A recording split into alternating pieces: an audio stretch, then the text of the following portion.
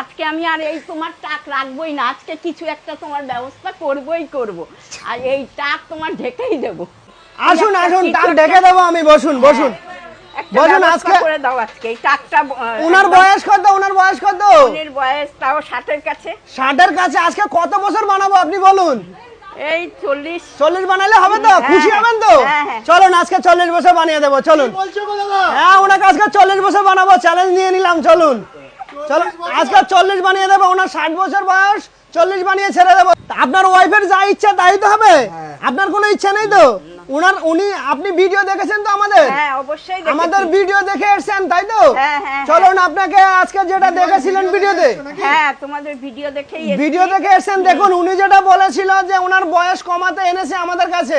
চলুন আজকে আপনাদেরকে আমরা ভালোভাবে বুঝাবো যে হেয়ার ফ্যান্সি লুকে যখনই আসবেন বয়স কমিয়েই যাবেন।